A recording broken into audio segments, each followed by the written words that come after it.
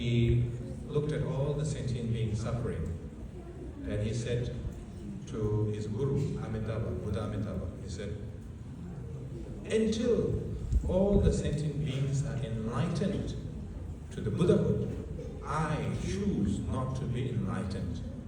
Okay, so there's a different bodhicitta vows. So one bodhicitta vow is, I want to be enlightened first, and then I will come back and push all the sentient beings to the higher realization state of mind. Then the second is, I want to liberate myself to the Buddhahood along with the sentient beings simultaneously. And then the third bodhicitta vow is like Avalokiteshvara.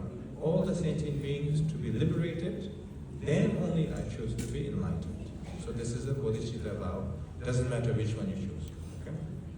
Anyway, so Avalokiteshvara made a promise that I wish to liberate all the sentient beings, then only I choose to reach enlightenment. Avalokiteshvara is a 10th bhumi level of bodhisattva. 10th bhumi means, like an example, there's a 10th level of bodhisattva. So there's 1, 2, 3, 4, 5, 6, 7, 8, 9, 10. So this level is not so much to do with when you reach, the first level of bhumi bodhisattva, or like arhat, like to be familiar with your culture. Like if you reach arhat, Dajjambe Goha, or like the first Chamchusembeke, first bodhisattva level, there is no reverse. Anything else, you go back to the samsara and the cycle of suffering. When you reach Dajjambe Goha, like the first level of bodhisattva and until the 10th, and then there's no going backward. Right? So when you reach the 10th, that's the highest level of bodhisattva, just before you reach enlightenment. Okay, so just to give you a whole picture. So Avalokiteshvara promised that, and he said, if I broke my promise, if ever under any condition I broke my promise, I let my body torn into 1,000 pieces. And then Amitabha said, oh, that's a wonderful promise, and that's very good. Okay. And Avalokiteshvara continued his Dharma activity. And then after a long time, and then he looked again at the reality of the suffering of samsara. And the sentient being has not reduced than before, but the suffering has become more dense than before. And then when he see that, and he said, oh, I can no longer do this anymore. This is impossible. In that very moment, he broke his promise, and then he torn into 1,000 pieces. And then the Amitabha came, and then he said, my dear, son, my dear child, it is unfortunate that you have broken such promises. But regardless, I will bless you from 1,000 pieces to 1,000 arms, Avalokiteshvara, Pusat, Kuanyin Pusat, Chenrezig. I will bless you in 1,000 arms. And then even after that, Avalokiteshvara, in the biography, it says, he was confused for 2 weeks because Amitabha said to him, make a greater promise than before. And Avalokiteshvara was, how am I supposed to make a greater promise than before to liberate all the sentient beings? What is more greater than that?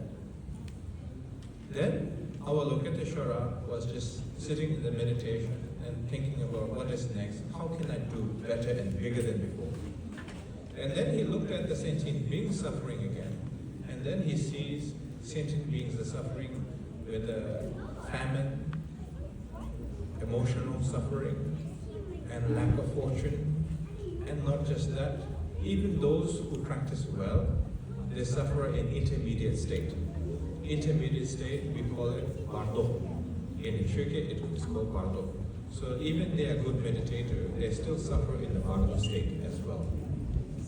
Therefore, with the great compassion, he emanated Hum syllable, basically it's like a mantra. Mantra has been manifested into 6 Mahakala.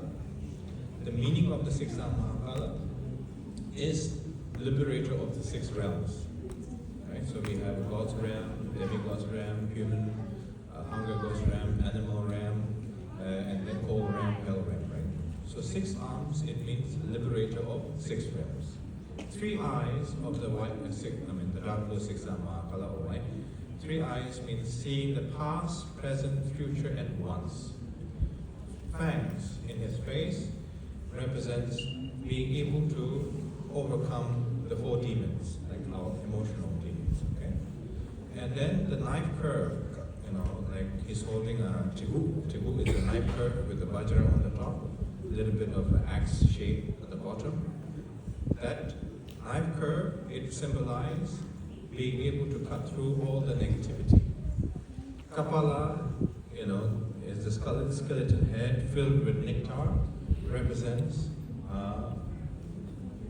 his state of mind is beyond the conceptual mind of perfection and imperfection. Right? Because we are very attached to, this looks perfect, this is a great master, it looks perfect, just like what I imagined, therefore more blessing. Right? So that's also spiritual attachment of perfectionism. Right? And then, somebody who looks like a Rinpochoe, maybe it doesn't matter much, like I'm sure he doesn't have a blessing or any teachings or any method or any advice. So these are the attachment of imperfection and perfection. Like an example, historically, Jamgung Kongtulo Taye, and then Chenrezig